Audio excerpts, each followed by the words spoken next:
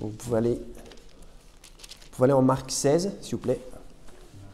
Matthieu, Marc 16.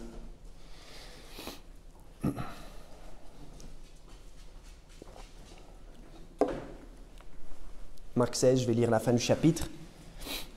À partir du verset 17. Suivez silencieusement. Ok. Et voici les miracles qui accompagneront ceux qui auront cru. Ils chasseront les démons en mon nom. Ils parleront de nouvelles langues. Ils saisiront les serpents. Quand ils auront bu quelques breuvages mortels, il ne leur fera point de mal. Ils imposeront les mains aux malades et ils seront guéris. Le Seigneur, après leur avoir parlé, fut élevé au ciel et il s'assit à la droite de Dieu. Et eux, étant partis, prêchèrent partout, le Seigneur opérant avec eux et confirmant la parole par les miracles qui l'accompagnaient. On va prier.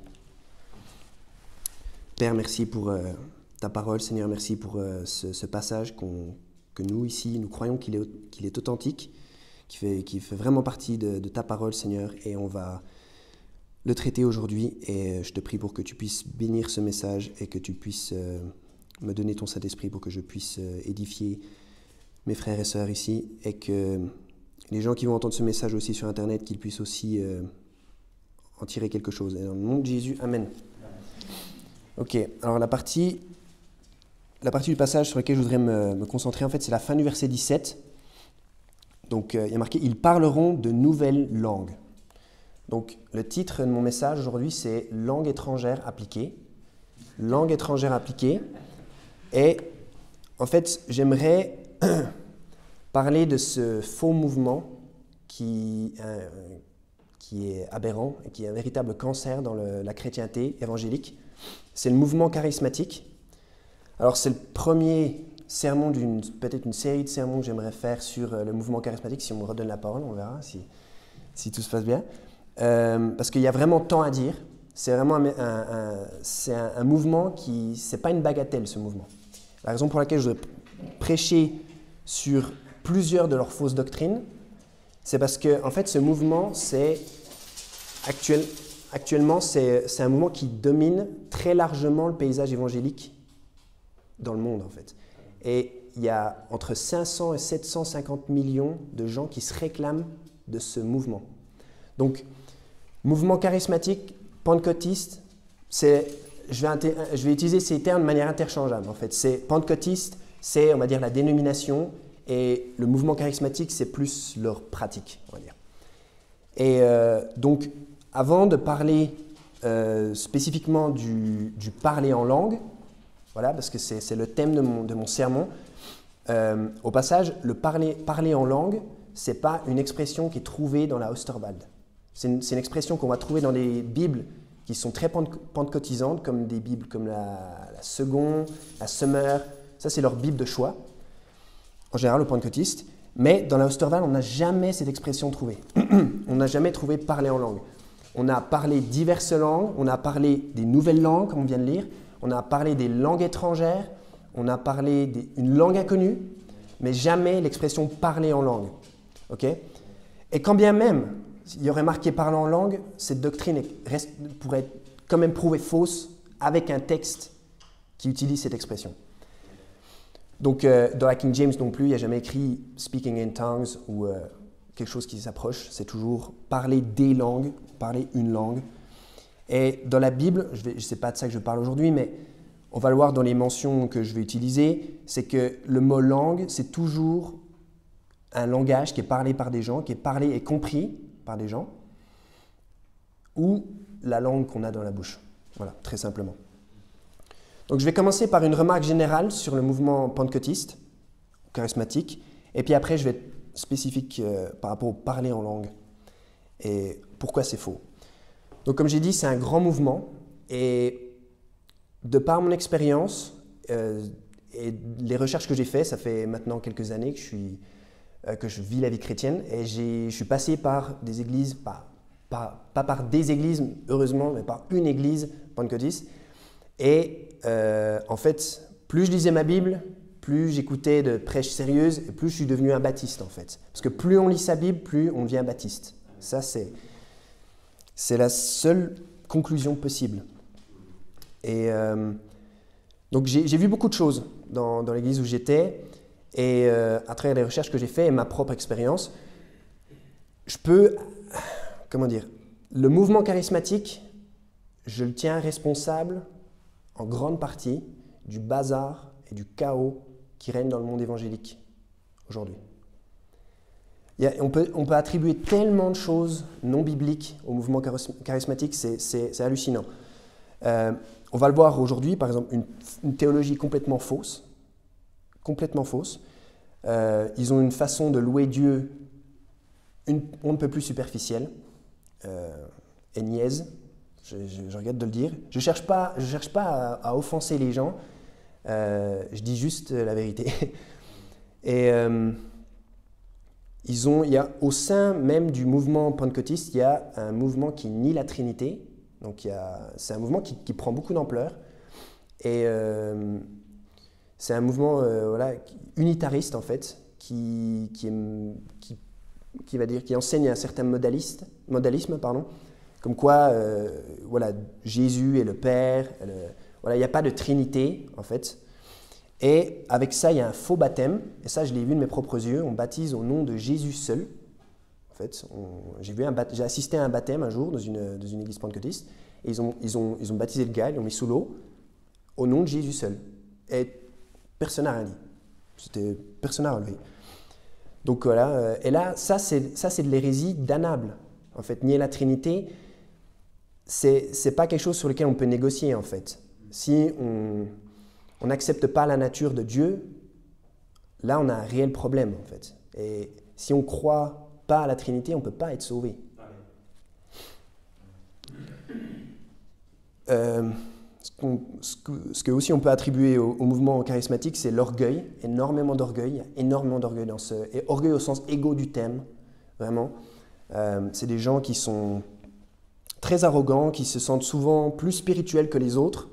Par exemple, ils disent qu'ils n'ont pas besoin de faire de l'évangélisation parce qu'ils ont un culte personnel tous les jours, et ça suffit en fait. On entend des choses comme ça. Et d'une manière générale, dans ce mouvement, ce qu'il y a, c'est une mise en avant de la personnalité des gens, vraiment une centralité sur la personne, sur l'homme, et ce qu'il ressent, comment il se sent, et c'est son expérience en fait. Et c'est ça qui est carrément en fait le standard pour savoir si, par exemple, telle ou telle doctrine est de Dieu, telle ou telle chose est de Dieu. C'est s'ils se sentent en sécurité, s'ils se sentent bien, quand ils entendent quelque chose. Donc je sais que les pentecôtistes qui vont écouter ce sermon ne vont pas se sentir bien, donc ils vont dire que je suis un hérétique. Mais en fait, la parole de Dieu, des fois, elle nous pique comme un pic à feu, en fait. Et peut-être qu'aujourd'hui, vous allez être piqué comme avec un pic à feu, donc réfléchissez-y. Donc voilà. Et le problème, c'est que les églises, quand elles commencent à tolérer les pratiques pentecôtistes, c'est un désastre. C'est vraiment un désastre. Et en fait, je vais vous raconter un petit peu l'histoire du mouvement, très brièvement. C'est un mouvement parce que je n'ai même pas défini ce qu'il croit concrètement, c'est qu'au tournant du XXe siècle, il y aurait eu un grand réveil et Dieu, en fait, aurait rétabli les offices apostatiques et les dons miraculeux. En fait, voilà, c'est toutes ces choses, ces manifestations qu'on voit dans les actes, qu'on voit dans le Nouveau Testament, seraient revenues. Et c'est comme ça que le mouvement pentecôtiste est né. Mais en fait, si vous voulez, au départ, c'était vraiment, c'était vraiment contenu dans sa cage pentecôtiste, en fait, le mouvement charismatique. Parce que tout le monde regardait ça, et leurs soi-disant miracles, et leurs manifestations, tout ça. Et c'est tellement historiquement, normativement, scripturalement faux, que toute la chrétienté, qu'on soit, je sais pas moi, qu'on soit grec orthodoxe jusqu'à nous, et tout ce qu'il y a entre, tout le monde les regardait en disant « ils sont fous, quoi ». Personne n'a jamais cru qu'aujourd'hui il y avait des apôtres qui pouvaient ressusciter des gens, etc. en fait. Parce que, en fait, on a la parole. Dieu a tout dit, en fait. Amen. Vous voyez, à la fin de Apocalypse, chapitre 22, verset 21, c'est fini, en fait. Dieu nous a dit tout ce qu'il avait à dire. Et en fait, le mouvement charismatique prétend qu'il y a encore autre chose. Bon. Et donc, ce qui s'est passé, c'est que, comme j'ai dit, au bout d'un moment, en fait, dans les années 50, concrètement, ce mouvement charismatique est sorti de sa cage et au moment où un pasteur d'une église épiscopale en Californie a reçu le baptême du Saint-Esprit, en fait, il s'est mis à trembler puis à parler en langue. Et quand les gens ont vu ça, ils se sont dit, waouh, c'est peut-être vrai, quoi. Et vu que c'est une dénomination plus mainstream et beaucoup plus populaire, on va dire, que le pentecôtisme à l'époque, parce que le pentecôtisme n'était vraiment pas populaire, quoi. Parce que les gars, en fait, ils parlaient en langue et tout ça. Donc, parler en langue, concrètement, c'est parler de manière extatique et faire des bruits avec sa bouche que soi-même, on ne comprend pas. Et en fait, tout le monde disait, ouais, ils sont fous. Ils disaient, non, non, non. En fait, ils parlent chinois. Donc, au début du XXe siècle, ils parlent chinois, en fait. Et ils ont envoyé des milliers de missionnaires en Chine en disant, non, mais ils n'ont même pas besoin d'apprendre le chinois, parce que vous verrez, ils vont pouvoir parler la langue là-bas de manière super naturelle. Ils sont arrivés en Chine et ils ont montré ce que c'était la chrétienté aux Chinois. Et voilà, et j'ai fait des recherches. Et le mouvement pentecôtiste, c'est rempli d'anecdotes toutes plus pathétiques les unes que les autres. Vraiment.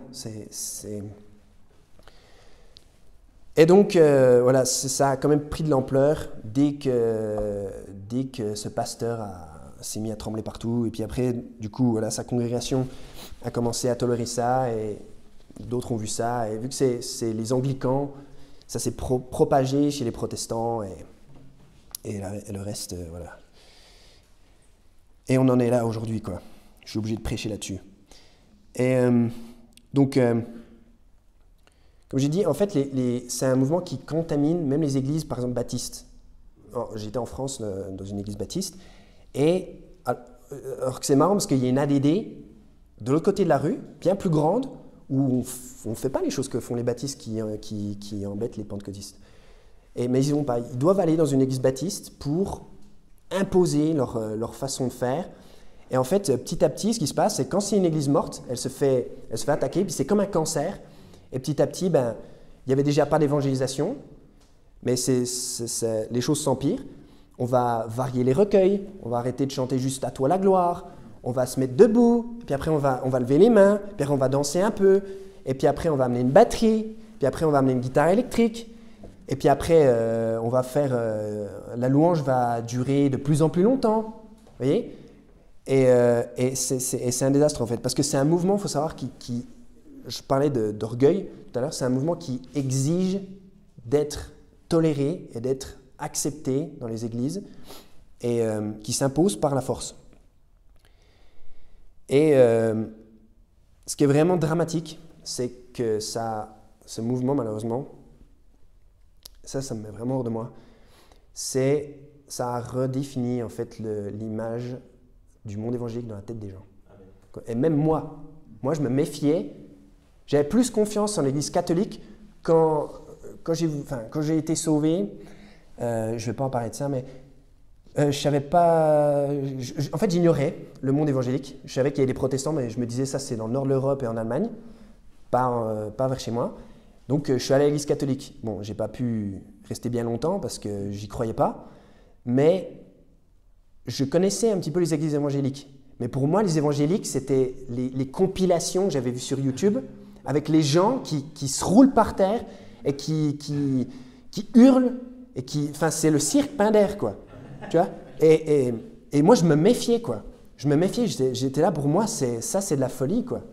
Et ça, en fait, les gens, ils pensent à ça quand on dit évangélique. Moi, tout le temps, je suis obligé de dire aux gens que je ne suis pas un pentecôtiste. Je leur dis, je suis baptiste, ils ne savent pas ce que c'est. Je leur dis, je ne vais pas dans les églises où il y a tout le monde qui crie et il y a du rock et tout. Voilà. Et je suis obligé de toujours préciser ça, quoi. Ça, ça me fait vraiment bouillir le sang.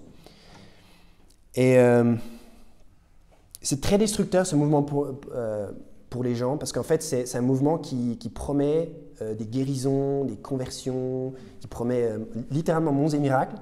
Et ça ne peut pas tenir ses promesses.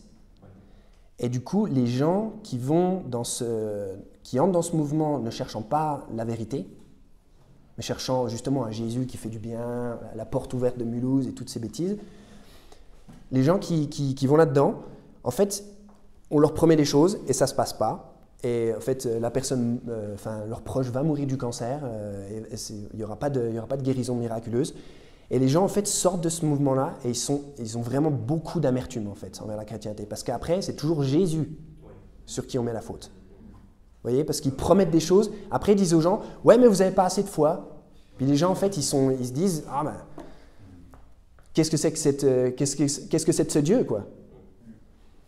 Et voilà, ils traînent la réputation de la chrétienté dans la boue.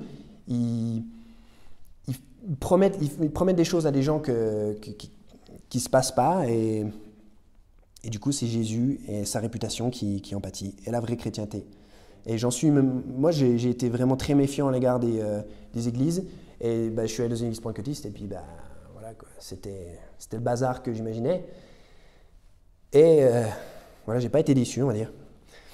Et donc, non. En fait, ce que la Bible enseigne, et ce que nous on croit, c'est que Dieu est cessationniste. En fait, que ses dons miraculeux et ses offices, le fait d'être apôtre, ça c'est fini.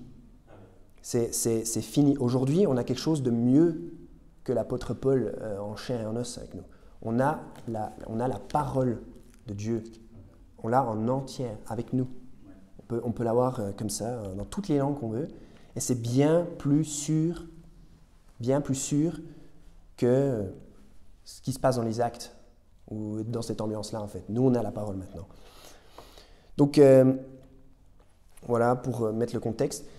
En fait, si je prêche sur ce mouvement charismatique, c'est parce que, en fait, les charismatiques ne sont pas sauvés, en fait. Les pentecôtistes ne sont pas sauvés. Si vous parlez avec les pentecôtistes, en fait, ils pensent tous qu'on peut perdre son salut. Ça, c'est le dénominateur commun. On n'est pas obligé de parler en langue avec eux, on n'est pas obligé de faire tout ça, mais il faut vraiment croire que le salut n'est pas éternel. Or, la Bible est très très claire là-dessus. Si on va en 1 Jean, je vais juste dire ça, c'est important parce que peut-être des pentecôtistes vont écouter ce message. 1 Jean 5, 9.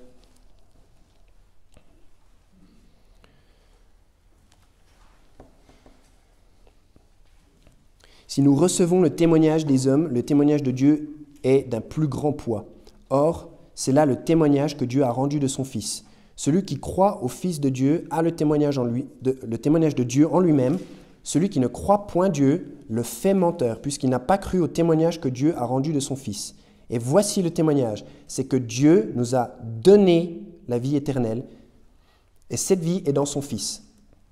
Là, c'est très clair qu'en fait, Dieu nous a donné la vie éternelle, et il faut croire que Dieu nous a donné la vie éternelle pour être sauvé. Et la vie éternelle, ça veut dire éternelle. Éternelle, ça ne veut pas dire temporaire. Donc, si on ne croit pas que Dieu nous a donné la vie éternelle, c'est marqué là noir sur blanc, on fait de Dieu un menteur. Parce qu'on n'a pas cru au témoignage qu'il a rendu de son Fils. Donc, si on ne croit pas à l'assurance du croyant, l'assurance éternelle du croyant, on n'est pas sauvé. Et si on va en Romains, ils aiment beaucoup être dans l'esprit et tout ça, mais on peut savoir qu'on est sauvé, chers pentecôtistes. En Romains 8, 16. Romains 8, 16. Romains 8, verset 16. Mon chapitre préféré de la Bible. On va lire le verset 15 aussi, parce qu'il est beau. « Car vous n'avez point reçu un esprit de servitude pour être encore dans la crainte. » Vous voyez, on n'est pas dans la crainte si on est en Christ, en fait. On n'a point reçu un esprit de servitude pour être encore dans la crainte, mais vous avez reçu un esprit d'adoption par lequel nous crions « Abba, Père ». Car l'Esprit lui-même rend témoignage à notre esprit que nous sommes enfants de Dieu. En fait, on est sauvé pour savoir qu'on est sauvé. On n'est pas sauvé pour croire on est sauvé pour le moment, mais si on ne continue pas la vie chrétienne, on ne sait pas ce qui va se passer dans 10-15 ans. Or, c'est faux, puisqu'on peut savoir qu'on est sauvé, en fait. Et la Bible, est très très clair que c'est celui qui croit en Christ qui est sauvé.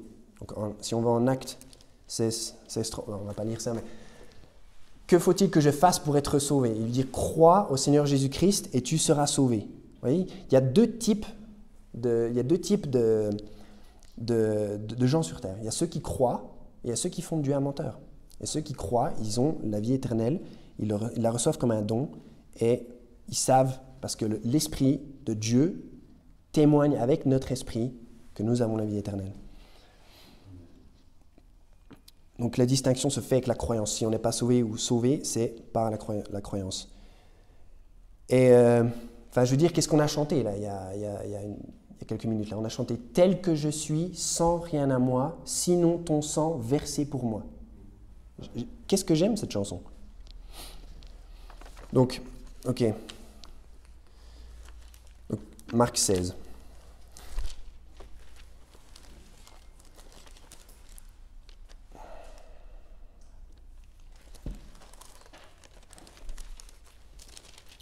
Donc Marc 16, ça va être le socle du sermon, parce que c'est un passage qu'ils utilisent pour en fait défendre cette idée que ceux qui auront cru, normalement, parce qu'en fait ils lisent, verset 17, ils disent « Voici les miracles qui accompagneront ceux qui auront cru ».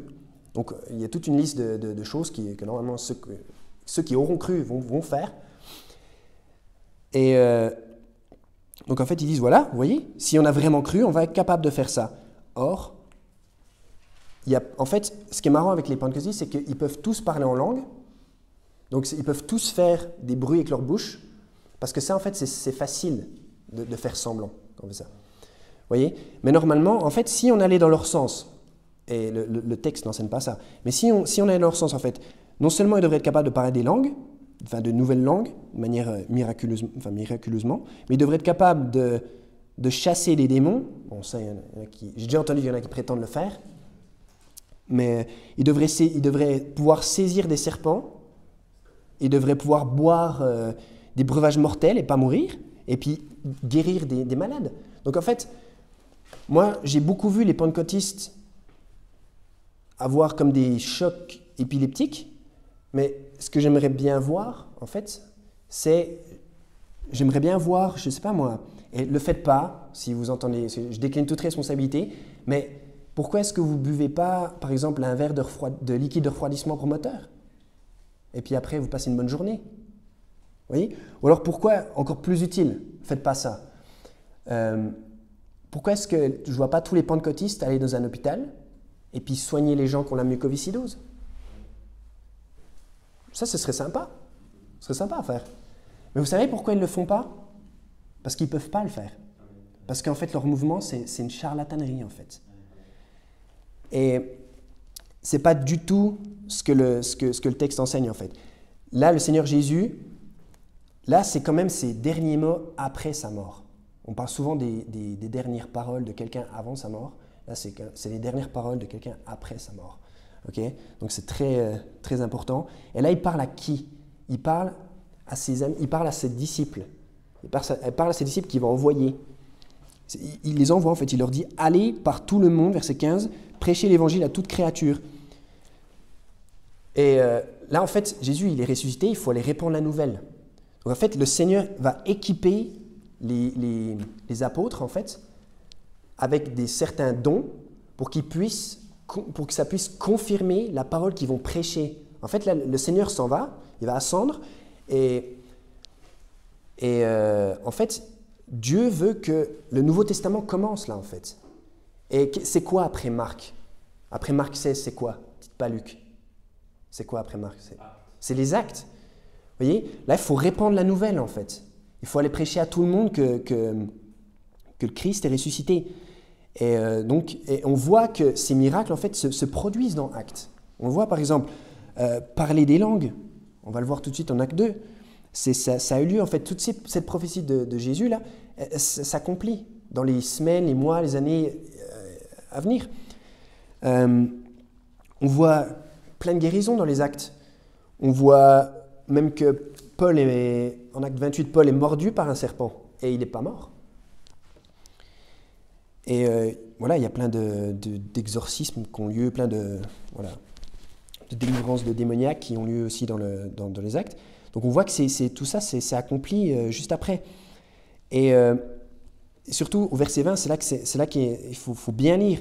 Et eux, là, c'est pas tout le monde, c'est pas tous les gens qui auront cru, c'est pas Tristan, c'est pas frère Arthur, c'est eux étant partis, prêchèrent partout, le Seigneur opérant avec eux et confirmant la parole par les miracles qui l'accompagnaient. C'est simple en fait, ces dons sont pour un groupe de gens bien spécifiques et c'est pour confirmer la parole qu'ils vont prêcher. Dieu veut que le Nouveau Testament commence de manière grandiose. Et on va aller en acte 2, s'il vous plaît. Donc,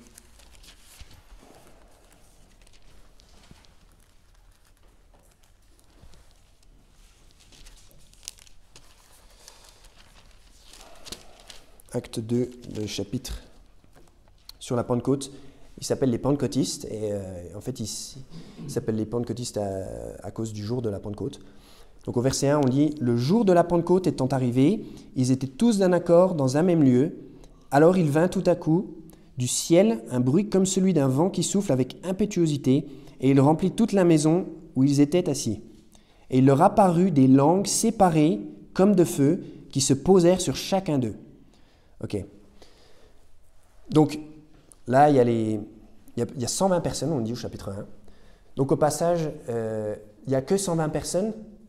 Et en fait, les pentecôtistes, souvent, ils critiquent ce qu'on fait, nous, l'évangélisme qu'on fait. Parce qu'ils disent, oui, mais vous ne faites pas de disciples, ça ne sert à rien. C'est pour ça que personne n'évangélise, parce que c'est trop dur de faire des disciples. Ok. Alors, en fait, là, il n'y a que 120 personnes. Mais où sont les multitudes que Jésus... Les multitudes qui entendirent Jésus et qui crurent en lui? Ils sont où? Hein, Jésus, tu ne sais pas faire des disciples? Vous voyez? Non, là, il n'y a que 120 personnes. Et Dieu va utiliser ces 120 personnes qui sont là, qui sont présentes, qui sont prêtes à faire le travail du Seigneur, et va les utiliser d'une manière puissante.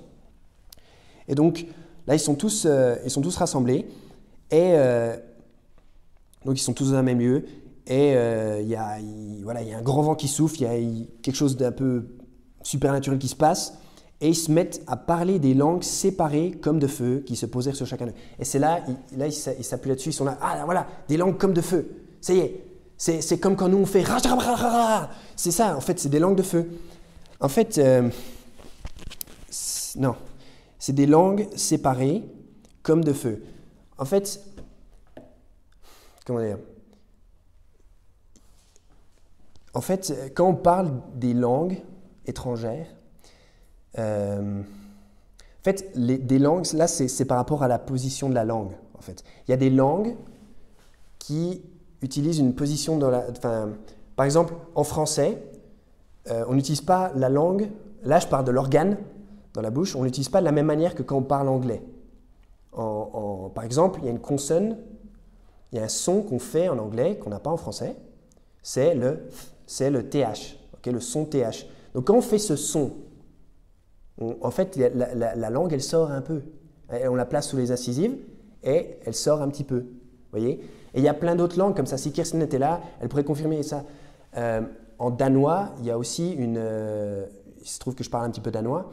Et il y a un dessert qui est très dur à prononcer, c'est re, gre, me, fleu. Ok, wow, une expérience charismatique. Non, en fait, ça veut dire, c'est un dessert avec des fruits rouges, c'est avec de la crème, c'est bon. Tu demanderas à Kirsten qu'elle t'en fasse, frère. Et en fait, pour bien prononcer le D en danois, il faut faire sortir un peu la langue. Et moi, on m'avait appris qu'il fallait faire toucher la langue, le bout de la langue, il fallait qu'il touche en fait le doigt pour bien prononcer, pour dire re, gre, me, fleu. Bref. Et ça y est, je suis rempli du Saint-Esprit. Et donc, vous voyez, en fait, la langue sort. Et c'est un petit peu comme des langues comme de feu. Enfin, c'est poétique. Enfin, moi, j'interprète ça. Je me dis, ça peut être par rapport aux langues qui se mettent à parler. C'est des langues séparées, c'est des autres langues. Et peut-être le grec aussi est comme ça. Le grec, il y a ce son. Je ne parle pas grec du tout, mais j'ai déjà entendu des Grecs parler. Il y a ce son en espagnol aussi. Et la langue qui sort, et peut-être pour ces Galiléens-là, c'était des sons qui était un petit peu étrange pour eux. Voilà, donc en fait, ça fait un petit peu comme la langue qui sort, comme ça fait un peu comme une flamme. Vous voyez, une flamme, des fois, ça ressemble un peu à une langue, comme la langue d'un animal. C'est un peu poétique. Ou alors, peut-être qu'il parle comme de feu parce qu'il prêchait, enfin, il parlait avec autorité, il parlait avec de la puissance, en fait. C'est une manifestation puissante qui se passe là. Ce pas des gars qui balbutient, qui sont débutants sur Duolingo. C'est pas ça. Et verset 4, il y a marqué « Ils furent tous remplis du Saint-Esprit et ils commencèrent à parler des langues étrangères selon que l'Esprit les faisait parler. » Donc, ok, quand on lit « langue étrangère », ok, encore une fois, dans la Bible, Louis II, ce sera parler en langue. Mais là, il y a marqué des langues étrangères. Quand on pense à langue étrangère, moi j'ai fait des études en langue étrangère appliquée. Je crois que frère Stéphane aussi. Je ne sais pas pour toi, mais en tout cas, moi, je n'ai pas fait un cursus charismatique du tout, quoi. Et non, quand on entend langue étrangère, en fait, on pense à l'allemand, au néerlandais, à l'espagnol, l'anglais. On ne pense pas à... Ça, c'est étrange. C'est pas une langue étrangère, c'est une langue c'est étrange. Là, ici, il y a marqué langue étrangère, selon que l'Esprit les faisait parler. Donc, les mecs, ils parlent. Vous voyez, ils disent des choses cohérentes. Parce que quand vous parlez avec les pentecôtistes, en fait, ils ne savent pas ce qu'ils disent. Moi, la première fois que je suis dans une église pentecôtiste, c'était un groupe de jeunes. Donc, après le concert de rock, il y a eu ce moment, en fait, ils t'invitent pour prier. Et il y a un gars qui... moi, j'y suis allé parce que j'étais naïf, hein, c'est il y a quelques années. Je suis allé pour qu'il prie pour moi. Je me suis dit, bon, c'est gentil.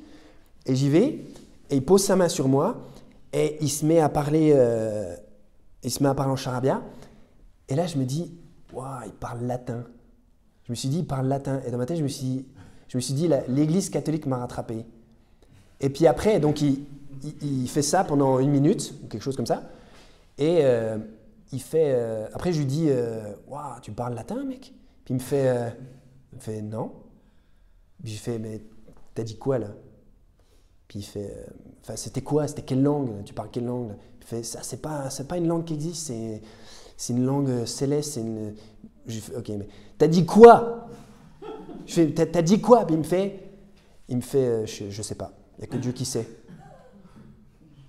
Je lui dis, mais je dis, il est fou, quoi. Pourquoi il fait ça, quoi? Et donc voilà. Non, là, c'est des langues étrangères. Et en fait, on se dit, mais qu'est-ce qui se passe dans ce passage? Donc voilà, ça, c'est la version pentecôtiste. La version dans la Bible, c'est ça. Et là, l'explication, elle vient tout de suite. Verset 5. « Or, il y avait en séjour à Jérusalem des Juifs, hommes pieux de toutes les nations qui sont sous le ciel, et ce bruit ayant eu lieu. » Donc en fait, il y a des Juifs qui viennent de partout dans le monde. Ils viennent pour ce jour de la Pentecôte, pour cette célébration. Et en fait, Dieu choisit cette occasion pour faire ce miracle, en fait. Et déjà, ça prouve que la religion, là en l'occurrence la religion mosaïque, le vrai judaïsme, était présent dans toutes les nations sous le soleil, sous le ciel. C'est ce que dit la Bible, voyez.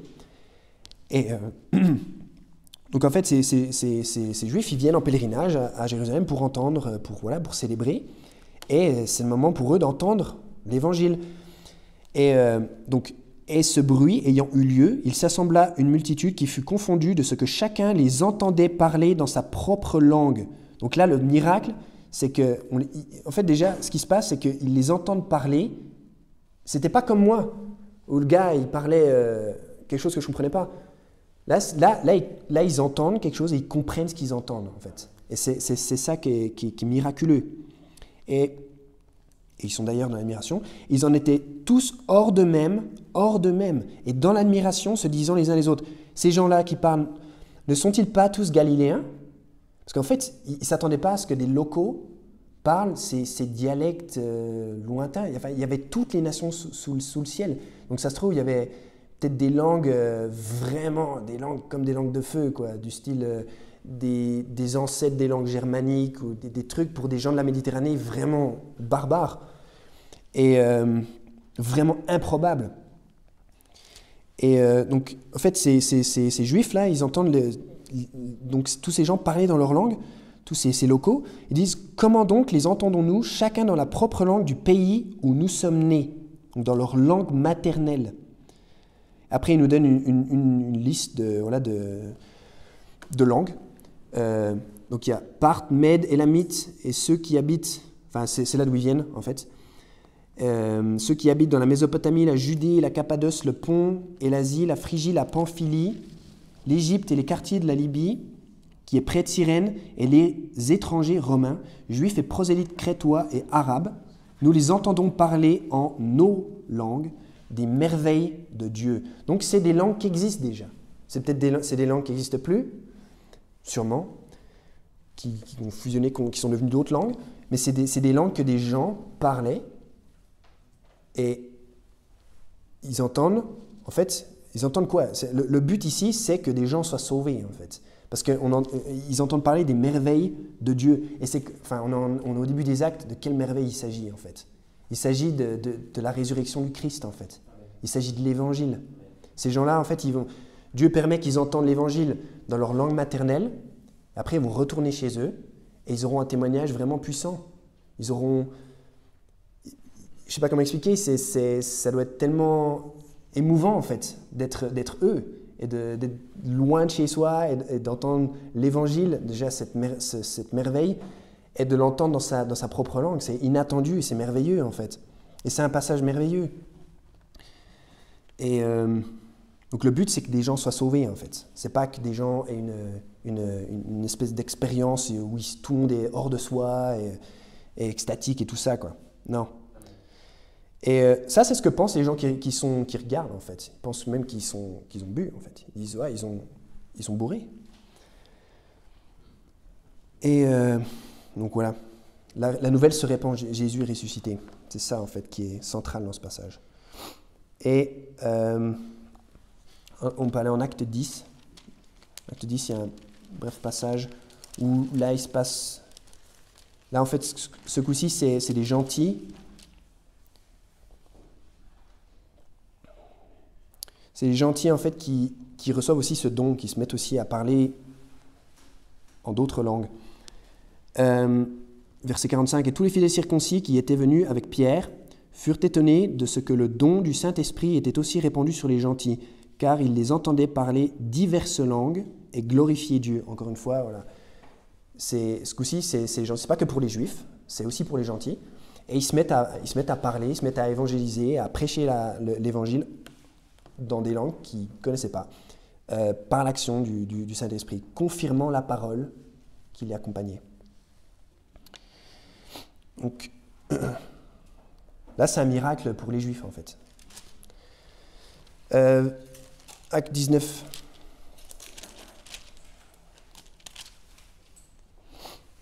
Acte 19.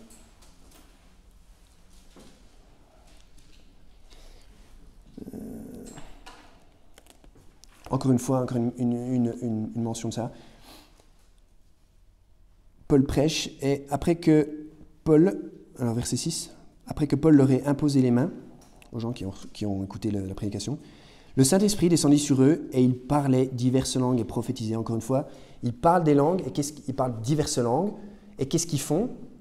Ils prophétisent. Et la prophétiser, c'est pas, parce que les charismatiques vont dire, ouais, prophétiser, ça veut dire, c'est prédire telle ou telle chose dans l'avenir, en fait. Là, c'est pas de ça qu'on parle. Là, on parle en fait, c'est prophétiser dans le sens prêcher. Vous voyez, quand Paul nous parle de faux prophètes, il nous met en garde contre les faux prophètes. Il nous dit pas les faux prophètes, c'est pas juste quelqu'un qui va faire une fausse prédiction. C'est des gens, d'après Paul, c'est des gens qui prêchent un faux évangile, un évangile qui sauve pas, comme les pentecôtistes, par exemple. Donc voilà, on parle des langues, mais pourquoi? Le but, c'est toujours de sauver des gens. Donc, on va aller en 1 Corinthiens, chapitre 12. 1 Corinthiens, chapitre 12.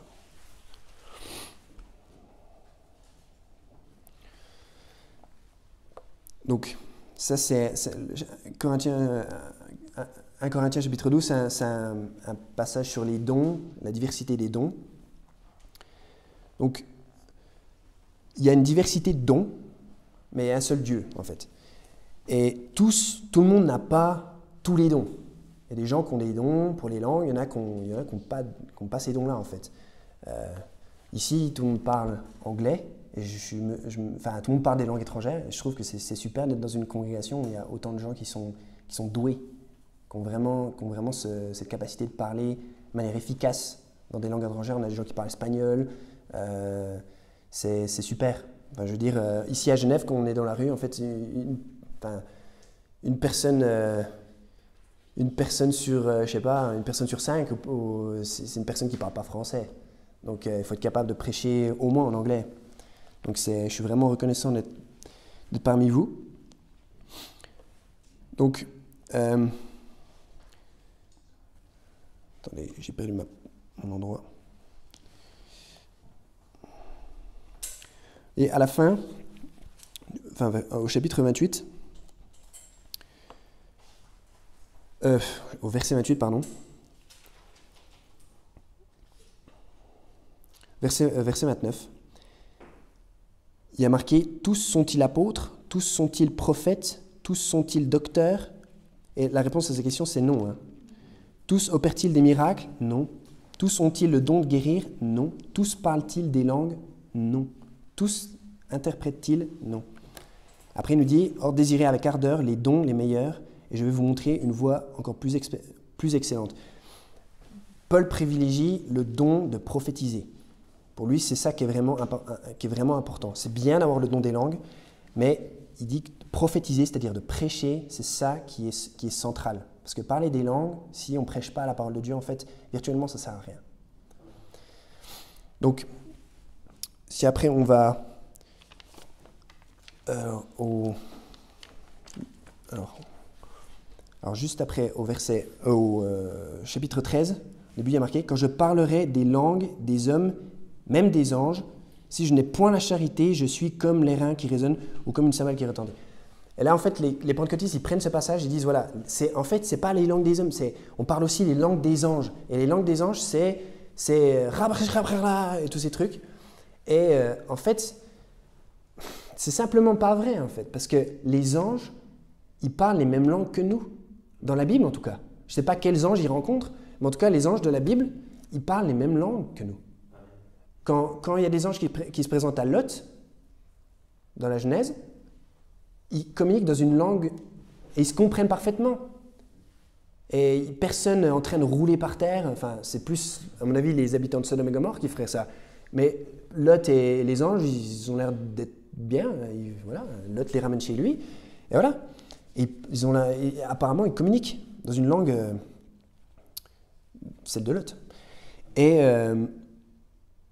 quand Nebuchadnezzar quand il y a des anges qui s'adressent à Nebuchadnezzar, il n'est pas rempli de l'esprit, et puis il comprend bien ce que les anges lui disent.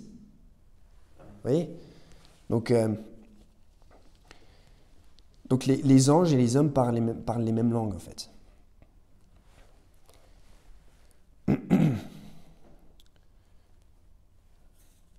Ok.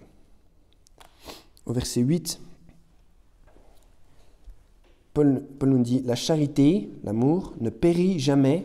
Quant aux prophéties, elles seront abolies, et les langues cesseront, et la science sera abolie. » En fait, les langues en fait, les langues disparaissent, en fait. Il y a des langues qui sont mortes. Personne aujourd'hui parle le latin comme langue maternelle. Je ne pense pas. Par exemple, dans ma région d'où je viens, il y avait le franco-provençal dans le Jura et le franc-comtois. Par exemple, le frère Pierre avait fait un sermon sur les Vaudois, les chrétiens vaudois, qui sont venus se cacher en Suisse.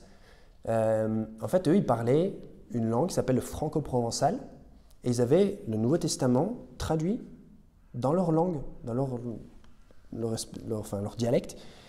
Mais aujourd'hui, personne ne parle cette langue. Ça a disparu. Donc ils ont prophétisé dans cette langue et cette langue a cessé. Et pareil, le franc-comtois, ça n'existe plus en Franche-Comté. Ça a disparu après Louis XIV. Les langues cessent en fait, simplement ça.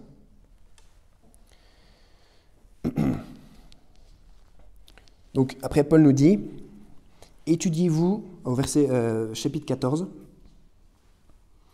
verset 1, étudiez-vous à la charité, désirez aussi avec ardeur les dons spirituels, mais aussi surtout celui de prophétiser.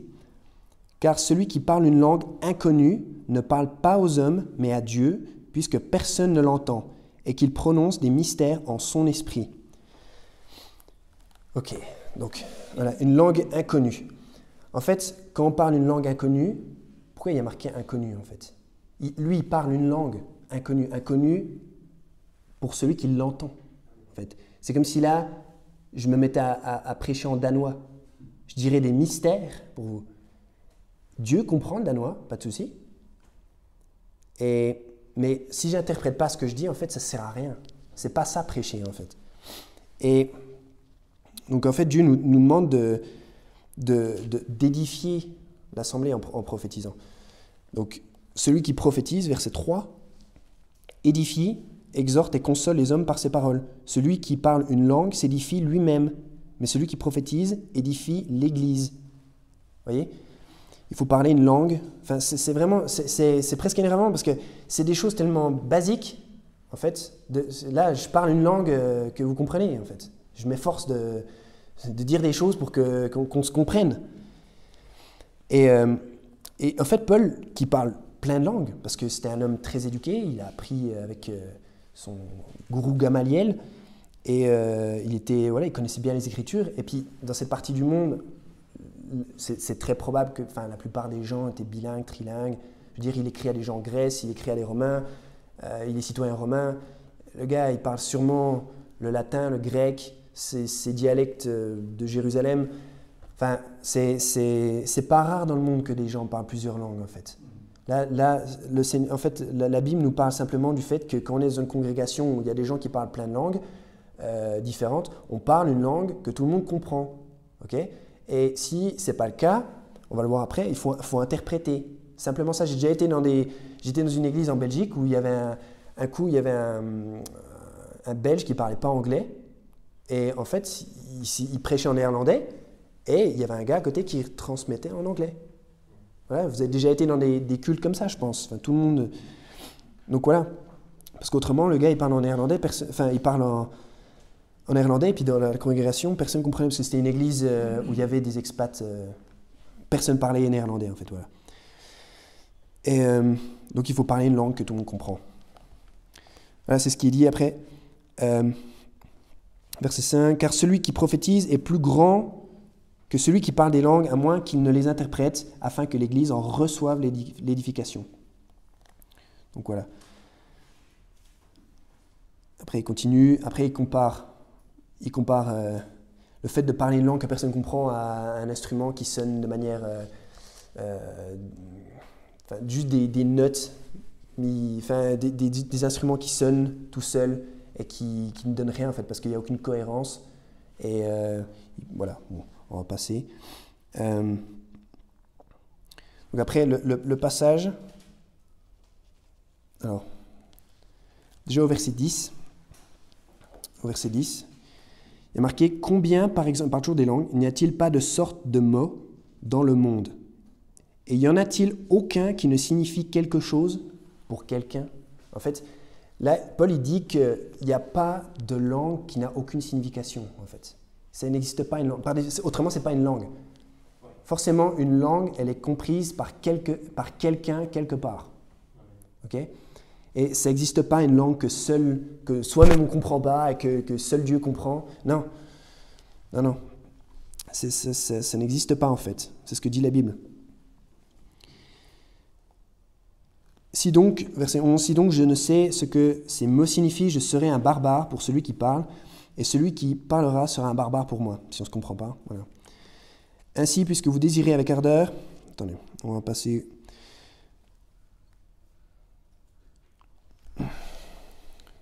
Ok. Verset 14. « Car si je prie dans une langue mon esprit prie, mais mon intelligence est sans fruit. Donc, en fait, ils utilisent ce verset, les pentecôtistes, beaucoup pour dire qu'en fait, ils prient dans l'esprit. En fait, c'est la langue des anges, et ils prient par l'esprit, ils sont connectés avec Dieu, et c'est pour justement ne plus penser. Je ne vois pas quand Dieu nous demande de ne plus penser. Je prierai par l'esprit, mais je prierai aussi... Alors, il dit, en fait, si on prie dans une langue,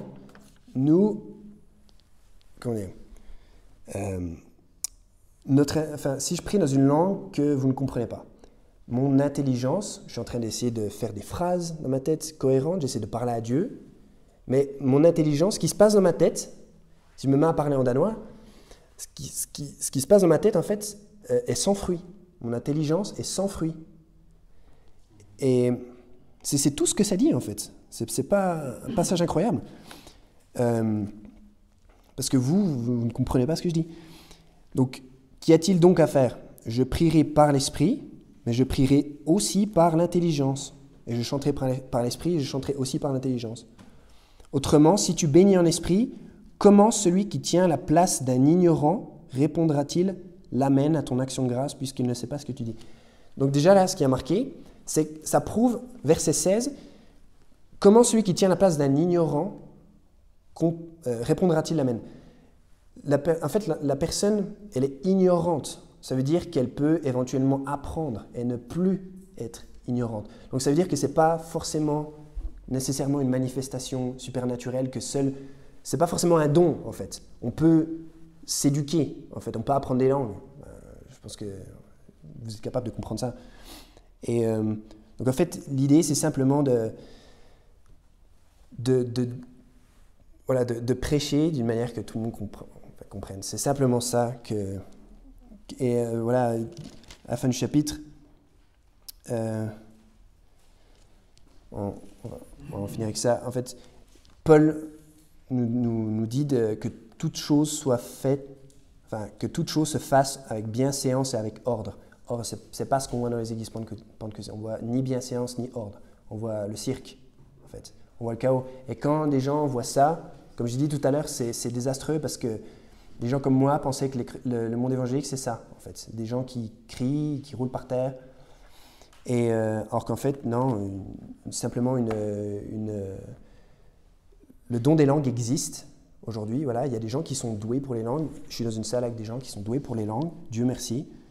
Mais Dieu nous demande que toute chose soit faite avec bienséance. On ne va pas prêcher en suisse allemand ici. Personne ne comprend. Il faut interpréter. Il faut interpréter alors. Il faut interpréter. Autrement, ce n'est pas fait corde avec bienséance. Et c'est simplement ça que cette doctrine du parler en langue est non biblique. Et voilà. Je ne sais pas vraiment quoi dire d'autre. Donc, on va s'arrêter ici. Je voudrais prier. Père éternel, merci pour ces enseignements très clairs de ta parole. Merci parce qu'aujourd'hui, on a ta parole dans son entièreté, Seigneur. Et ça, c'est le vrai miracle. Et le vrai miracle, surtout, Seigneur, c'est que des gens se convertissent et sont sauvés, croient en toi. Et c'est vraiment le miracle qu'on cherche aujourd'hui. On n'a plus besoin de ces manifestations supernaturelles. On n'a plus besoin de ces choses-là puisqu'on a ta parole et on peut vraiment s'y fier et compter dessus. Et je te prie pour que ce message puisse tomber dans de bonnes oreilles attentives de certaines personnes qui peuvent être confuses par rapport à cette doctrine et qui puissent vraiment, Seigneur, se repentir de ça et comprendre vraiment ce que la Bible enseigne là-dessus. Et dans le nom de Jésus, prie Amen.